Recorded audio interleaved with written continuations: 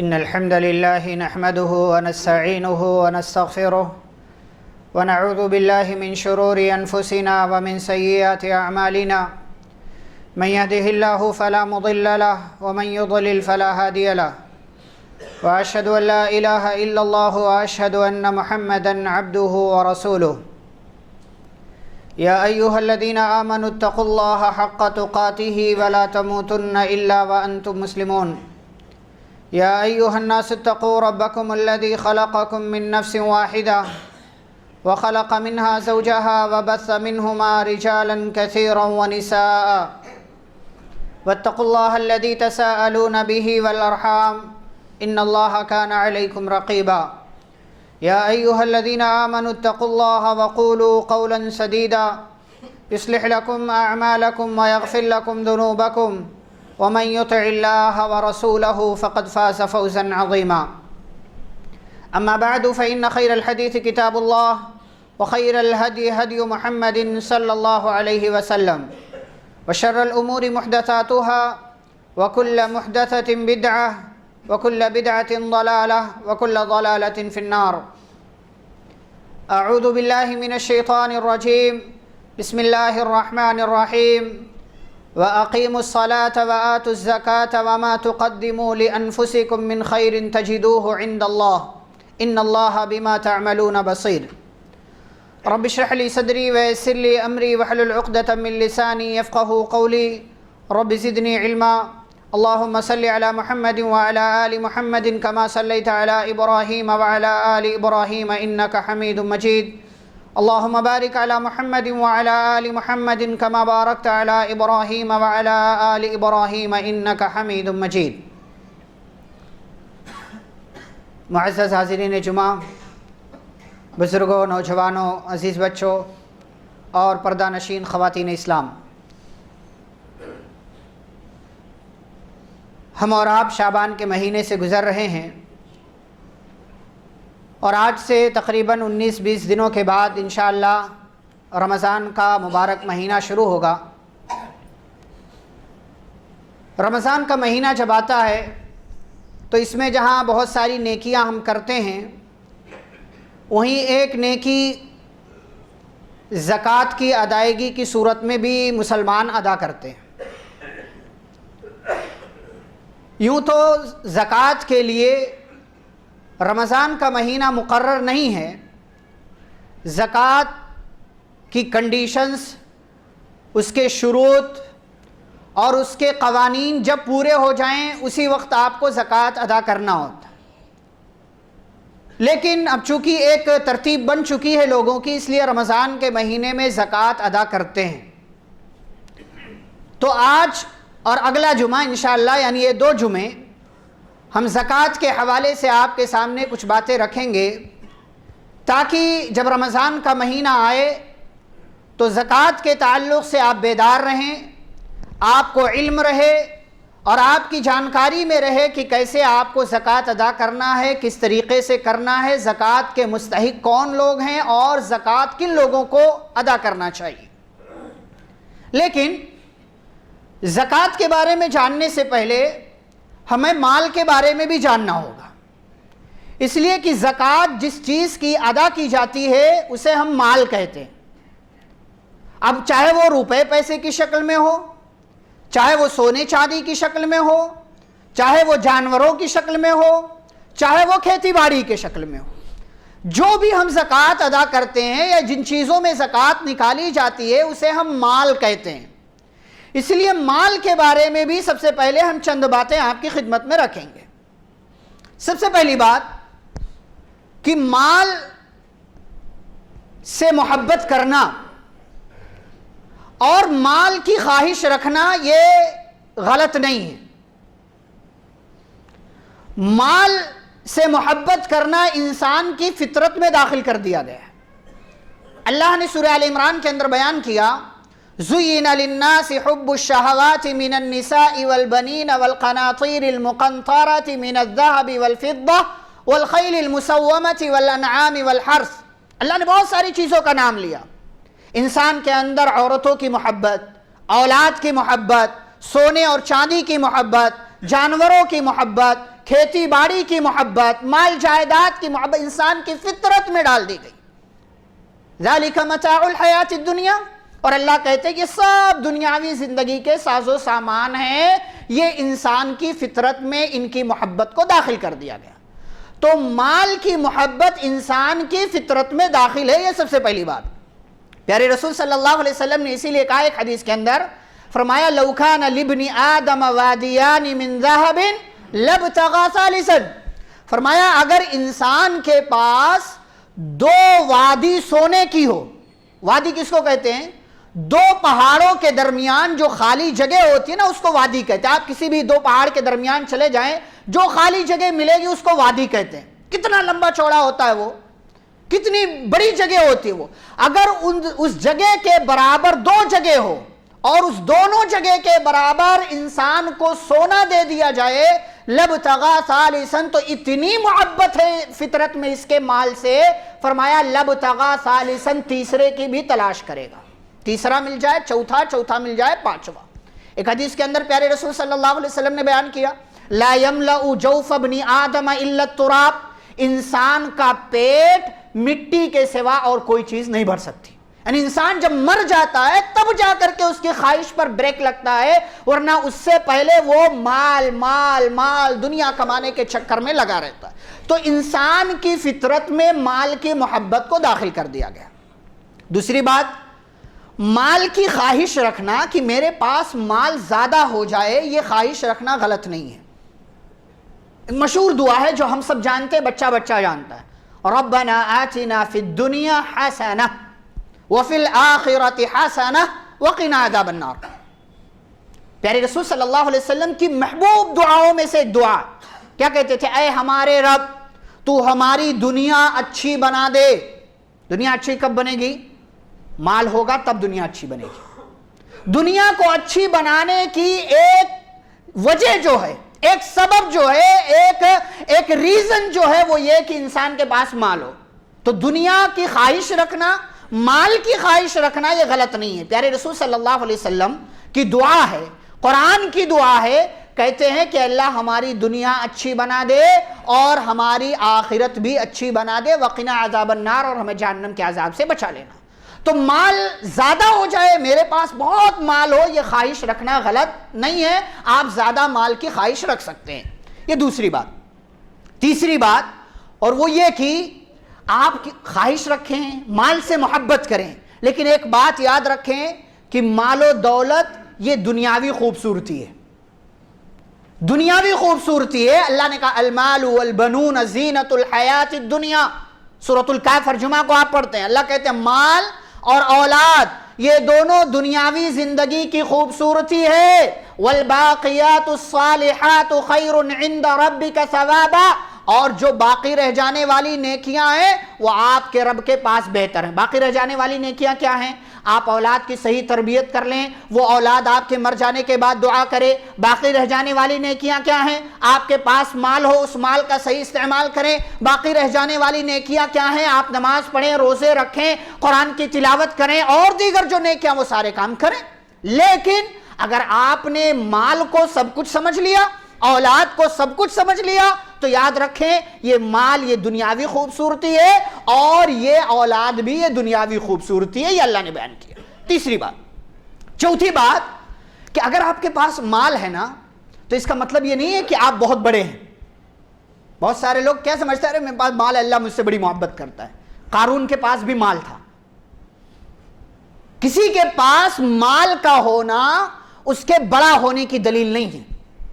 کسی کے پاس مال زیادہ ہو جائے یہ اس کی فضیلت کی دلیل نہیں کہ اس کا مقام اللہ کے نزدیک بہت بڑا ہے. یہ دلیل نہیں ہے اس بات کی. اللہ کے نبی صلی اللہ علیہ وسلم نے فرمایا ان اللہ لا ينظر الى صوركم ولا الى اموالكم ولكن ينظر الى قلوبكم واعمالكم. کہا اللہ تمہارے مال کو، تمہاری شکلوں کو نہیں دیکھتا، اللہ تمہارا دل دیکھتا ہے، اور اللہ رب العالمین تمہارا عمل دیکھتا ہے کہ تم کیا کر رہے ہو. تو کسی کے پاس مال ہوگا نا، ہوگا، کوئی سیٹ ہوگا، کوئی کسی کے پاس جو ہے کروڑوں روپے ہوں گے، لیکن کسی کے پاس مال کا ہونا یہ اس کے عظیم بڑا ہونے کی دلیل نہیں ہے. ان اکرمکم عند اللہ اتقاکم، تم میں سب سے نزدیک اللہ کے نزدیک سب سے زیادہ معزز وہ ہے جو تم میں سب سے زیادہ تقوی والا ہو، جس کے پاس تقوی ہے، جس کے پاس نیک عمل ہے، جس کے پاس اللہ کا ڈر ہے، جس کے پاس قرآن و حدیث کی روشنی میں زندگی گزارنا ہے، وہ بندہ اللہ کی نظر میں معزز ہے، مکرم ہے، عزت والا ہے۔ کسی کا مالدار ہو جانا یہ اس کے عزت دار ہونے کی دلیل نہیں ہے۔ یہ چوتھی بات۔ پانچویں بات میرے بھائی اور بزرگوں، اور وہ یہ کہ مال و دولت میں آپ کو اگر اللہ نے مال دے دیا نا، تو اب آپ کے پاس مال آ گیا، تو اس مال میں جہاں آپ کا حق ہے وہی آپ کے ساتھ ساتھ دیگر لوگوں کا بھی حق ہے۔ بہت سارے لوگ بس اپنا ہی دیکھتے ہیں، نہیں، ایمان والوں کی صفت یہ ہے، اللہ نے کہا وَآتَ الْمَالَ عَلَى حُبِّهِ ذَوِي الْقُرْبَى وَالْيَتَامَى وَالْمَسَاكِينَ وَابْنَ السَّبِيلِ، یہ مال کی محبت رکھتے ہیں، لیکن مال سے محبت کرنے کے باوجود جب ان کے پاس مال آتا ہے تو یہ اللہ کو خوش کرنے کے لیے رشتہ داروں کو بھی دیتے ہیں، مسکینوں کو دیتے ہیں، مسافروں کو دیتے ہیں، یتیموں کو دیتے ہیں، غریبوں کو دیتے ہیں، مانگنے والوں کو دیتے ہیں، نہ مانگنے والوں کو دیتے ہیں، اللہ کے راستے میں خرچ کرتے ہیں۔ تو مال میں جہاں آپ کا حق ہے وہی آپ کے ساتھ ساتھ آپ کے دیگر رشتہ داروں کا اور دیگر لوگوں کا بھی حق ہے۔ ایسے ہی چھٹی بات یہ ہے کہ مال و دولت کی محبت میں اگر آپ مبتلا ہو گئے، اگر آپ نے مال کی محبت میں مبتلا ہو کر کے اللہ کو اور رسول صلی اللہ علیہ وسلم کو بھلا دیا، ان کی محبت کو پیچھے چھوڑ دیا، اللہ کی محبت کو آگے کر دیا، تو یاد رکھیں آپ کی زندگی میں اللہ کا عذاب آئے گا۔ انتظار کریں، اللہ کا عذاب آئے گا آپ کی زندگی۔ بات دیکھیں، ماحول بن گیا ہے، مال مال مال، جیسے چاہو اسے مال کماؤ، بس آنا چاہیے۔ مال کی محبت میں اتنا مبتلا ہو گئے ہیں، حلال حرام کی تمیز بھلا بیٹھے، اچھائی برائی کی تمیز بھول گئے۔ کہا مال کی محبت میں اگر مبتلا ہو جاؤ گے تو انتظار کرو۔ سورۃ التوبہ کے اندر اللہ نے ذکر کیا، قُلْ إِنْ كَانَ آبَاؤُكُمْ وَأَبْنَاؤُكُمْ وَإِخْوَانُكُمْ وَأَزْوَاجُكُمْ وَعَشِيرَتُكُمْ وَأَمْوَالٌ اقْتَرَفْتُمُوهَا وَتِجَارَةٌ تَخْشَوْنَ كَسَادَهَا وَمَسَاكِنُ تَرْضَوْنَهَا۔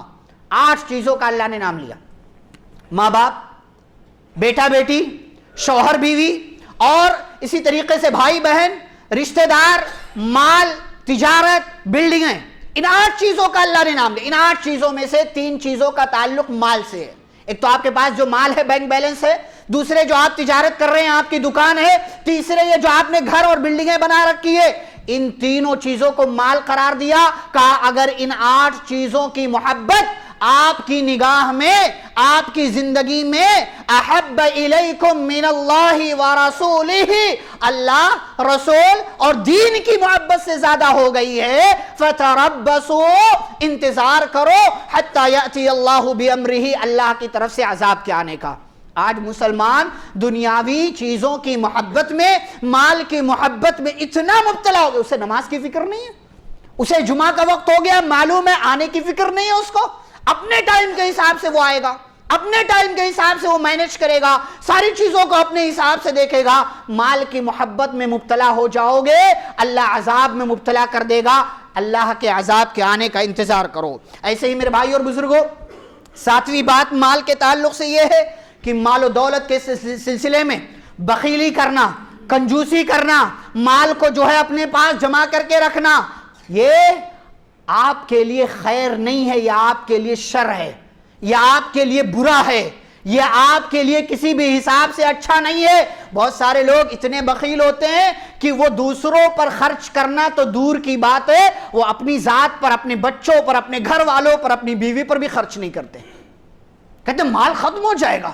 اللہ نے کہا وَلَا يَحْسَبَنَّ الَّذِينَ يَبْخَلُونَ بِمَا آتَاهُمُ اللَّهُ مِنْ فَضْلِهِ، جن لوگوں کو اللہ نے مال دیا ہے اور وہ اس مال میں بخیلی کرتے ہیں اور یہ سمجھتے ہیں هُوَ خَيْرًا لَهُمْ، یہ ان کے لیے اچھا ہے، بل هُوَ شَرٌّ لَهُمْ، نہیں، یہ ان کے لیے برا ہے۔ سَيُطَوَّقُونَ مَا بَخِلُوا بِهِ يَوْمَ الْقِيَامَةِ، بہت جلد قیامت کے دن ان کے مال کو جس میں انہوں نے بخیلی کی ہے، ان کے گلے کا توق اور پٹا بنا کر کے ان کے گلے میں ڈال دیا جائے گا۔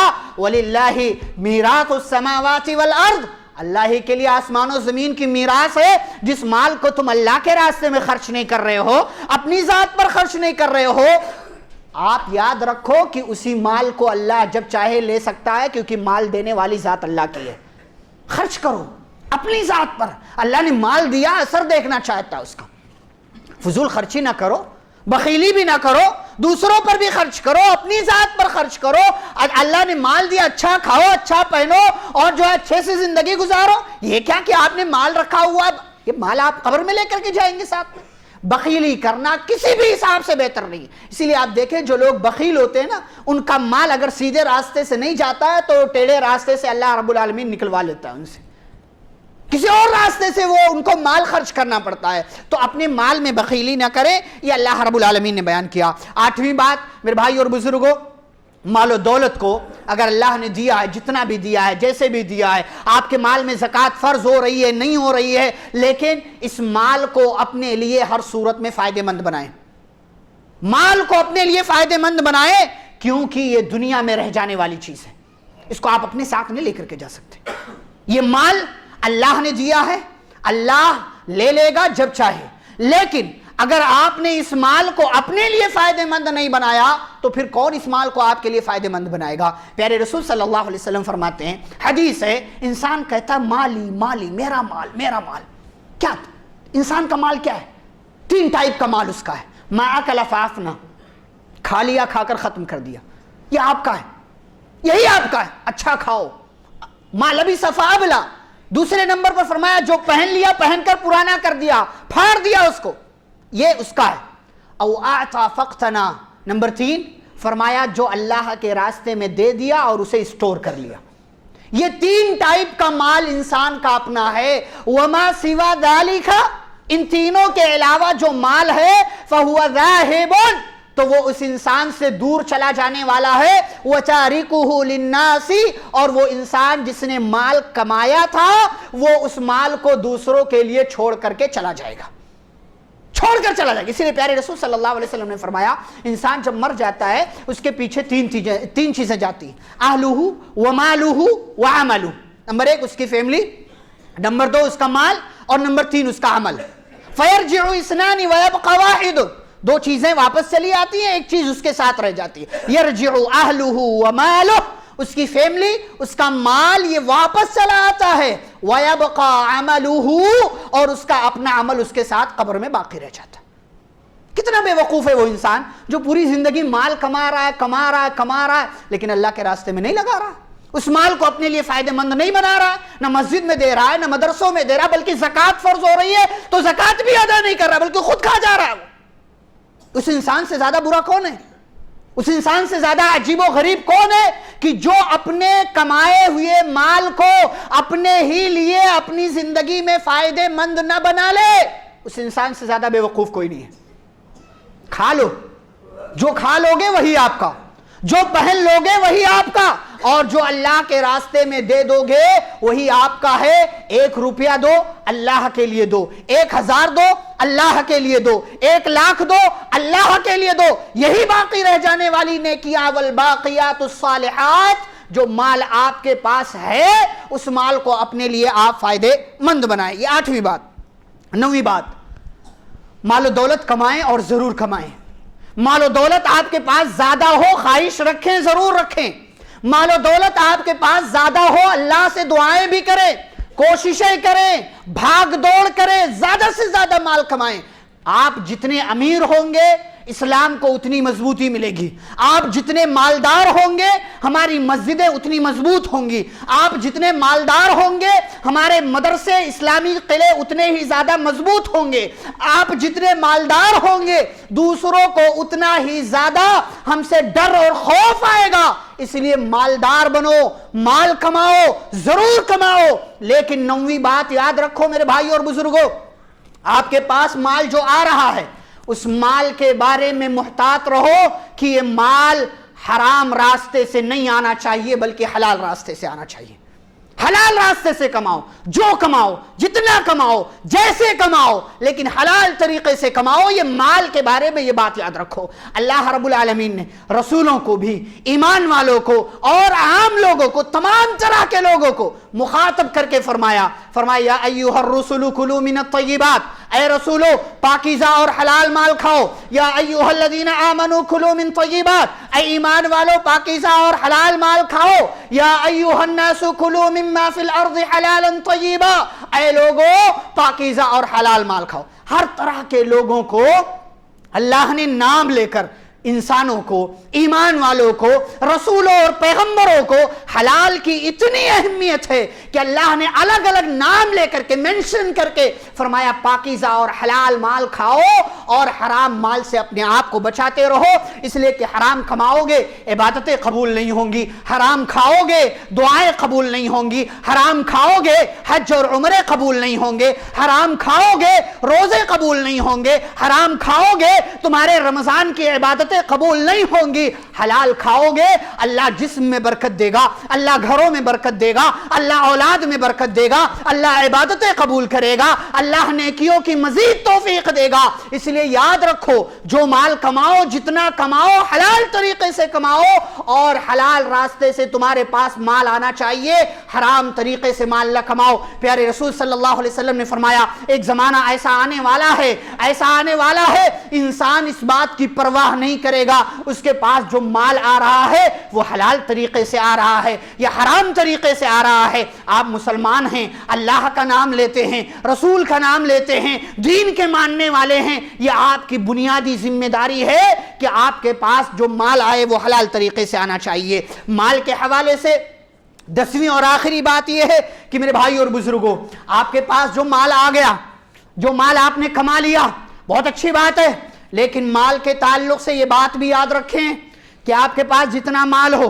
جیسے آپ خرچ کریں، جہاں چاہیں خرچ کریں، لیکن یاد رکھیں قیامت کے دن جو آپ سے 5 سوالات ہونے والے ہیں، اس میں سے 2 سوال کا تعلق اسی مال سے ہے۔ من این اکتسبہ وفیما انفقہ، مال کمایا کہاں سے اور خرچ کہاں پر کیا۔ بہت دفعہ ایسا ہوتا ہے کہ ہم مال حرام طریقے سے کماتے ہیں لیکن خرچ کہاں کرتے ہیں؟ حلال جگہ پر۔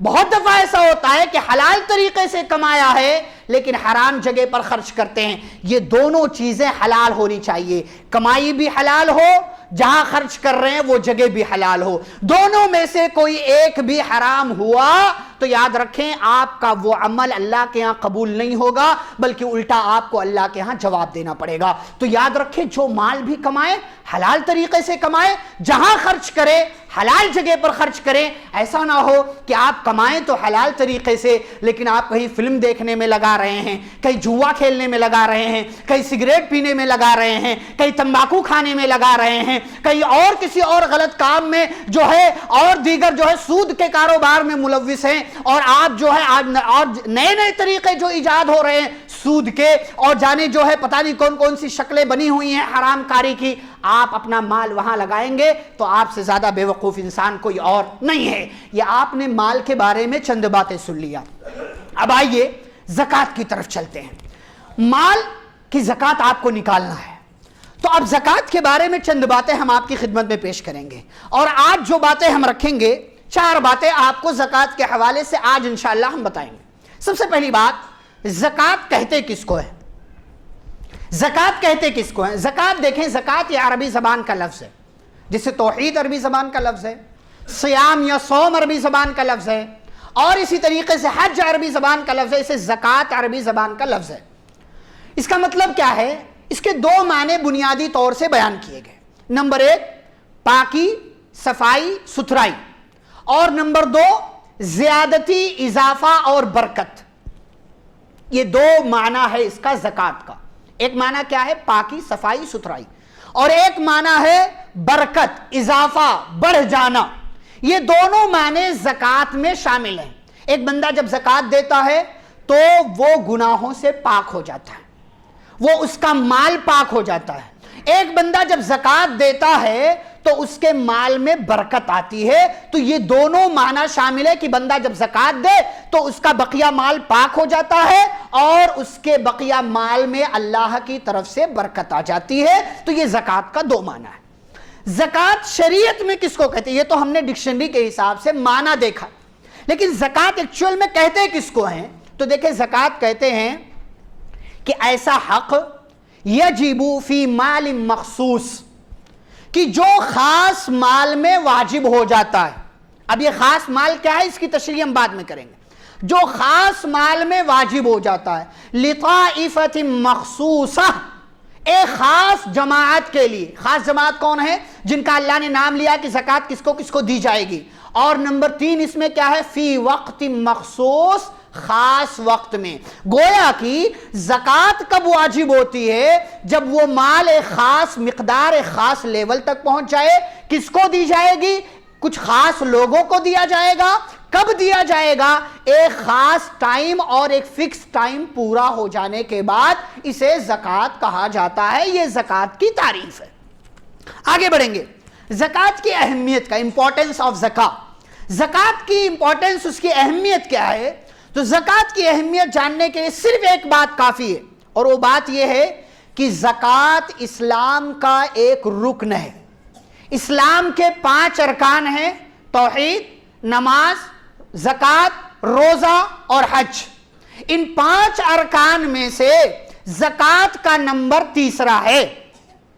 توحید کے بعد نماز، نماز کے بعد زکوٰۃ، تیسرے نمبر پر زکوٰۃ آتی ہے۔ اور آپ دیکھیں کہ اللہ نے قرآن مجید میں جگہ جگہ نماز قائم کرو زکوٰۃ دو، نماز قائم کرو زکوٰۃ دو، نماز قائم کرو زکوٰۃ دو۔ اب بہت سارے مقامات پر اللہ رب العالمین نے اس بات کا حکم دیا ہے۔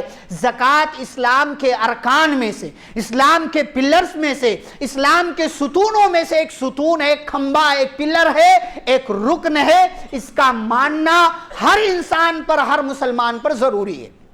اگر کوئی بندہ یہ کہے کہ بھائی میں زکوٰۃ وکات نہیں مانتا، میں زکوٰۃ نہیں، زکوٰۃ کیا ہے؟ زکوٰۃ کا اگر کوئی انکار کر دے وہ مسلمان نہیں رہ جاتا، وہ اسلام سے خارج ہو جاتا ہے۔ پیارے رسول صلی اللہ علیہ وسلم انتقال ہوا تو انتقال سے پہلے بہت سارے لوگوں نے اسلام قبول کیا تھا۔ اب پیارے رسول صلی اللہ علیہ وسلم انتقال کر گئے تو یہ جو نئے نئے مسلمان ہوئے تھے نا، انہوں نے زکوٰۃ دینا چھوڑ دیا۔ کہا ہم زکوٰۃ نہیں دیں گے، یہ سسٹم صرف نبی کے زمانے تک تھا، اب نہیں دیں گے ہم۔ انہیں مانعین زکوٰۃ کہا جاتا ہے سیرت کی کتابوں میں۔ ابو بکر صدیق رضی اللہ عنہ خلیفہ بنے تو انہوں نے، جب ان کو علم ہوا تو انہوں نے کہا اللہ کی قسم میں ایسے لوگوں سے ضرور لڑائی کروں گا، جنگ کروں گا جو زکوٰۃ دینے سے انکار کرتے ہیں۔ پتہ کیا چلا کہ اگر کوئی اسلام کے اس رکن کا، اسلام کے اس ستون کا انکار کر دے، صرف انکار، میں نہیں مانتا، اتنا کہہ دے کہ میں نہیں مانتا، چاہے وہ زبان سے کہے یا عمل سے کہے، تو ایسی صورت میں وہ بندہ اسلام کے دائرے سے، اسلام کے سرکل سے نکل جاتا ہے، وہ مسلمان باقی نہیں رہتا۔ یہ زکوٰۃ کی اہمیت ہے۔ پیارے رسول صلی اللہ علیہ وسلم نے فرمایا بنی الاسلام علی 5، اسلام کی بنیاد 5 چیزوں پر قائم ہے: شہادت لا الہ الا اللہ وان محمد رسول اللہ واقام الصلاۃ وایتاء الزکاۃ وصوم رمضان وحج البیت من استطاع الیہ سبیلا۔ فرمایا نمبر 1 اس بات کی گواہی دینا کہ اللہ کے سوا کوئی سچا معبود نہیں۔ نمبر 2 اور محمد صلی اللہ علیہ وسلم اللہ کے رسول ہیں۔ نمبر 2 نماز قائم کرنا۔ نمبر 3 زکوٰۃ ادا کرنا۔ نمبر 4 رمضان کے مہینے کا روزہ رکھنا۔ اور نمبر 5 اگر اللہ نے طاقت دی ہے تو جائے خانہ کعبہ کا حج کرے۔ یہ اسلام کے 5 ارکان ہیں، ان میں سے ایک رکن زکوٰۃ ہے۔ اس کو ماننا ہمارے لیے ضروری ہے۔ جیسے کوئی بھی عمارت ہو، بلڈنگ ہو، کوئی بھی گھر ہو، اس کے لیے ستون کی ضرورت ہوتی ہے، اہمیت ہے اس کی۔ ستون نہ ہو گھر گر جائے گا، چھت گر جائے گی۔ ایسے ہی اگر کوئی ایک رکن بھی، کوئی ایک کھمبا بھی اسلام کی عمارت کے ان 5 کھمبوں میں سے آپ انکار کر دیں، نہ مانیں، گویا کہ آپ نے اپنا اسلام اپنے اوپر گرا لیا اور آپ مسلمان باقی نہیں رہ جائیں گے۔ یہ زکوٰۃ کی اہمیت ہے۔ تیسری بات اس حوالے سے میرے بھائی اور بزرگوں، زکوٰۃ کی حکمتیں کیا ہے؟ اللہ نے زکوٰۃ کیوں فرض کیا ہے؟ کس مقصد سے زکوٰۃ فرض کی گئی؟ اس کے پیچھے حکمت کیا ہے؟ لاجک کیا ہے اس کے پیچھے؟ تو نمبر 1 تزکیہ. تزکیہ یعنی آپ کو گناہوں سے پاک کرنے کے لیے، نفس کی پاکی اور صفائی کے لیے، نفس کی طہارت اور پاکیزگی کے لیے اللہ رب العالمین نے مقرر کیا. فرمایا خذ من اموالہم صدقۃ تطہرہم وتزکیہم بہا. فرمایا ان سے ان کے مال کی زکوٰۃ لو، صدقہ لو. یہ مال، یہ زکوٰۃ ان کو پاک صاف کر دے گا، ان کو جو ہے طہارت ان کو عطا کر دے گا، ان کا تزکیہ کر دے گا، ان کو گناہوں سے پاک صاف کر دے گا. یہ زکوٰۃ کی حکمت ہے. نمبر 2 زکوٰۃ کی حکمت کیا ہے؟ غریب کی کفایت کرنا، غریب کے کام آنا. غریب کے گھر کا چولہا جلے، ایک مالدار زکوٰۃ اس لیے دے تاکہ غریب کے گھر کا چولہا جل سکے، غریب کے گھر راشن آ سکے، غریب کے بچے بھی صحیح طریقے سے زندگی گزار سکے. اس لیے اللہ نے مال دیا ہے اور مال میں زکوٰۃ فرض کی ہے. اگر وہ مال اس خاص مقدار تک پہنچ جائے تاکہ غریب کو بھی صحیح طریقے سے زندگی گزارنے کا موقع میسر آ سکے اور وہ بھی اللہ رب العالمین کی اس دنیا میں سکون کے ساتھ سانس لے سکے. ایسے ہی تیسری حکمت یہ ہے قرض کی ادائیگی. قرض کی ادائیگی بہت دفعہ ایسا ہوتا ہے انسان جو ہے قرض دار ہو جاتا ہے، کوئی بیمار ہو گیا، کوئی آفت آ گئی، گھر میں آگ لگ گئی، دکان میں آگ لگ گئی، اب بیچارہ اتنا غریب ہو گیا ہے کہ زندگی گزارنے کے لیے اس نے کسی سے قرضہ لے لیا. وہ جو ہے کسی سے مانگ نہیں رہا ہے، قرضہ لے لیا. اب وہ حالات ایسے پیدا ہو گئے کہ قرضہ واپس نہیں کر پا رہا ہے. وہ زکوٰۃ کا مستحق ہے، اس کو زکوٰۃ دیں تاکہ وہ اپنا قرض ادا کر سکے، اس کے قرض کی ادائیگی کی سبیل پیدا ہو. اسی لیے زکوٰۃ کے جو مصارف ہیں، جن 8 لوگوں کا اللہ نے سورۃ التوبہ میں نام لیا ہے، ان 8 میں سے ایک بندہ وہ ہے کہ جو قرض کے بوجھ تلے دبا ہوا ہو. تو مالداروں کی یہ ذمہ داری ہے کہ ایسے لوگوں کا پتہ لگائیں اور ایسے لوگوں کے قرض کی ادائیگی کے لیے زکوٰۃ کا مال اسے دیں تاکہ وہ اپنے قرض کی ادائیگی کر سکے. یہ اسلام کی تعلیم ہے. اتنا سنہرا، اتنا پاکیزہ اور اتنی جو ہے بہترین تعلیم کسی اور قانون میں، کسی اور دین میں، کسی اور مذہب میں آپ نہیں پائیں گے. یہ ہمارے اسلام کا، ہمارے دین کا خاصہ ہے. اس کی خصوصیت ہے کہ یہاں غریبوں کا بھی خیال رکھا جاتا ہے، یہاں مالداروں کا بھی خیال رکھا جاتا ہے. مالداروں زکوٰۃ دو تاکہ تمہارے مال سے غریبوں کے گھر کا چولہا جل سکے. اور غریبوں کو بھی چاہیے کہ اگر اللہ نے انہیں کسی حکمت کے تحت غریب بنایا ہے تو بجائے اس کے کہ بھیک مانگیں، بجائے اس کے کہ ان کے سامنے ہاتھ پھیلائیں، وہ اللہ سے دعائیں کریں، اللہ کے فیصلے پر صبر کریں. یہ دنیا کی زندگی ہے، چند روزہ ہے، ختم ہو جائے گی. ایسے لوگ جو صرف اور صرف یہاں وہاں سے مانگ کر کے کام چلاتے ہیں، ایسے لوگ کسی بھی صورت میں اللہ کے نزدیک اچھے نہیں ہو سکتے. ایسے ہی میرے بھائی اور بزرگوں، زکوٰۃ فرض کرنے کے پیچھے ایک حکمت یہ ہے تاکہ آپ کے ایمان کو مضبوطی ملے. آپ جب کسی کو زکوٰۃ دیں اور آپ کی نیت اللہ کو راضی کرنا ہو تو آپ کا ایمان مضبوط ہوگا. لیکن اگر آپ کی نیت یہ ہو کہ ہمارے ہاں بہت سارے لوگ دیکھیں زکوٰۃ دیتے ہیں تو ایسا لگتا ہے احسان کر رہے ہیں. زکوٰۃ دے 100 روپے کے لیے علماء کو یہاں صبح آؤ، شام کو آؤ، رات کو آؤ، کل آؤ، پرسوں آؤ، نرسوں آؤ، 100 روپے کے لیے احسان کر رہے ہو. وہ تمہارے اوپر احسان کر رہے ہیں، وہ غریب تمہارے اوپر احسان کر رہا ہے. یہ 100 روپے کے لیے ان کو دوڑانا، 500 روپے کے لیے 1000 روپیہ دینا نہیں ہے اور جو ہے 2 6 5 چکر لگواتے.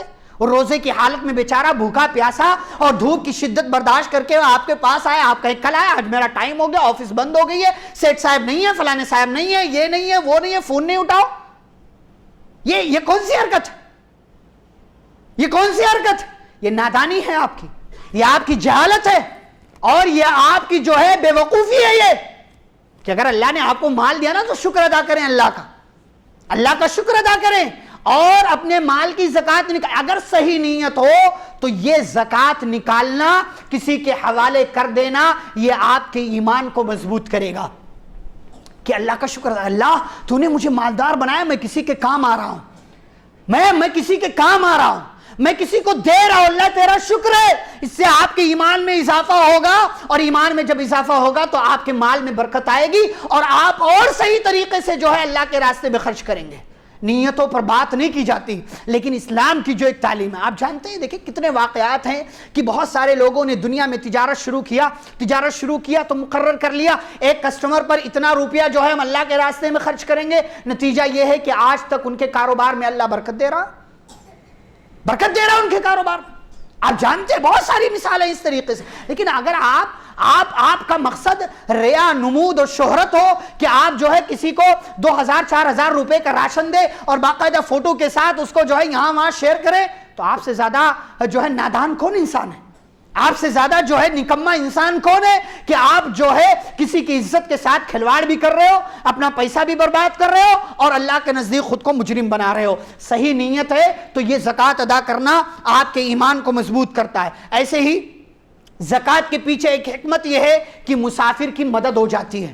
ایک مالدار انسان ہے، گھر سے نکلا لیکن اس کا بیگ چوری ہو گیا، اس کا کارڈ غائب ہو گیا، اس کے پرس پر کسی نے جو ہے ہاتھ صاف کر لیا، اب وہ بیچارہ راستے میں غریب ہو گیا، گھر کا امیر ہے، گھر کے اس کا بنگلہ ہے اپنا، اس کی اپنی بلڈنگیں ہیں، وہ کروڑوں اور جو ہے اربوں میں کھیلتا ہے، لیکن جو ہے راستے میں پہنچا اور جو ہے انجان راستہ ہے، ٹرین کا سفر ہے یا جو ہے کسی اور جگہ وہ جا رہا ہے، کوئی پیسہ نہیں، کوئی سہولت نہیں ہے کہ وہ جو ہے کہیں سے پیسہ نکال لے، نہ اے ٹی ایم ہے، نہ موبائل ہے، نہ کچھ ہے، سب کچھ ختم ہو گیا۔ اگر آپ کو معلوم ہے تو آپ اپنی جیب سے اس کا تعاون کرنا چاہیں تعاون کریں، اور اگر زکوٰۃ کی رقم دینا چاہیں تو وہ مستحق ہے، وہاں پر وہ مستحق ہے، لیکن گھر پہنچنے کے بعد وہ مستحق نہیں رہ جائے گا، پھر جو ہے آپ راستے میں اس کی مدد کر سکتے ہیں۔ یہ زکوٰۃ کے پیچھے کی ایک حکمت ہے۔ ایسے ہی میرے بھائی اور بزرگوں، چوتھی بات زکوٰۃ کے حوالے سے، اور وہ یہ ہے کہ زکوٰۃ دینے کے فائدے کیا ہیں۔ آپ زکوٰۃ دیں گے تو فائدہ کیا ملے گا آپ کو؟ تو فائدہ نمبر 1 کہ سب سے بڑا فائدہ یہ ہے کہ اللہ نے حکم دیا ہے آپ عمل کر لو، تو اس سے بڑا فائدہ کیا ہے؟ بھائی ہم عبد ہیں، ہم غلام ہیں، ہم اللہ کے بندے ہیں، اور غلام کا کام کیا ہوتا ہے؟ مالک جو کہہ دے بس وہی کرنا ہے۔ مالک نے کہا ہے، رب نے کہا ہے زکوٰۃ دو، زکوٰۃ دے دیا، اللہ کے حکم پر عمل کر لیا تو بس کافی ہے۔ یہ کہ اللہ کے دنیا میں کتنے لوگ بھٹکے ہوئے ہیں، دوسرے جو ہے باطل معبودوں کی عبادت کر رہے ہیں۔ آپ کو اللہ نے مسلمان بنایا، اور مسلمانوں میں بھی کتنی کیٹیگری ہے، کتنے طرح کے لوگ ہیں، اللہ کی اطاعت کی توفیق نہیں ملتی ہے۔ کتنا بڑا فائدہ ہے کہ زکوٰۃ اگر آپ نے دے دیا تو گویا کہ اللہ کے حکم پر آپ نے عمل کر لیا۔ اچھا فائدہ بھی بتا دوں، اللہ نے فرمایا وَأَطِيعُوا اللَّهَ وَأَطِيعُوا الرَّسُولَ لَعَلَّكُمْ تُرْحَمُونَ، اللہ کی اطاعت کرو گے، رسول کی اطاعت کرو گے، تمہارے اوپر رحم کیا جائے گا۔ پتہ یہ چلا اللہ کی اطاعت کرنا آپ پر اللہ کی رحمت کو نازل کرتا ہے۔ زکوٰۃ دے کر کے ایک مسلمان اللہ کی اطاعت کرتا ہے، اس کی بات مانتا ہے۔ دوسرا فائدہ یہ ہے عمل کا بہترین بدلہ آپ کو ملتا ہے، اور کتنا بہترین بدلہ آپ جانتے ہیں، بار بار سنتے ہیں، 1 روپیہ دیں وہ 10 سے 70 70 سے 700، واللہ یضاعف لمن یشاء، اور اللہ جس کو چاہے جتنا چاہے بڑھا کر کے دے، اسے کوئی روکنے والا نہیں ہے، اسے کوئی منع کرنے والا نہیں ہے۔ تو اللہ کی رحمت کو 10 میں 70 میں 700 میں سمیٹ کر مت رکھ دے، اللہ جتنا چاہتا دیتا۔ پیارے نبی نے کیا فرمایا؟ اتقوا النار ولو بشق تمرہ، جہنم سے اپنے آپ کو بچاؤ چاہے کھجور کا ایک ٹکڑا دے کر کے ہی کیوں نہ ہو۔ کھجور کا ایک ٹکڑا کتنے روپے میں آئے گا؟ 2 3 4 5 روپے میں آ جائے گا ایک ٹکڑا کھجور کا۔ وہ 2 3 5 روپیہ اگر اللہ کی رضا کے لیے ہے، آپ نے نیک نیتی کے ساتھ دیا ہے، اتنا بہترین بدلہ ملے گا کہ وہ ایک ٹکڑا آپ کو جہنم سے نجات دلا سکتا ہے۔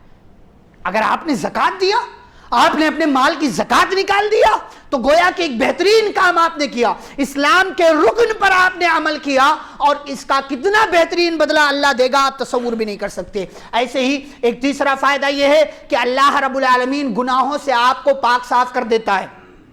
آپ زکوٰۃ دیتے ہیں نا، تو زکوٰۃ کیا ہے؟ یہ میل کچھ آپ کے مال کی گندگی ہے، آپ کے مال کا میل کچیل ہے۔ بعض لوگ اسے خود کھا جاتے ہیں، اپنے پاس رکھ لیتے ہیں، غلط بات ہے۔ تو یہ جب زکوٰۃ آپ دیتے ہیں تو یہ زکوٰۃ کا ادا کرنا آپ کو گناہوں سے پاک صاف کر دیتا ہے۔ ایسے ہی زکوٰۃ ادا کرنے سے یہ مت سمجھیں کہ آپ کے مال میں کمی ہوگی۔ پہلی بات تو یہ کہ وہ آپ کا ہے ہی نہیں، یہ بات یاد رکھیں، وہ آپ کا ہے ہی نہیں، وہ آپ کو دینا ہی دینا ہے۔ مال اگر ہے، روپیہ پیسہ ہے، سونا چاندی ہے، 2.5% آپ کو دینا ہی دینا، وہ آپ کا ہے ہی نہیں۔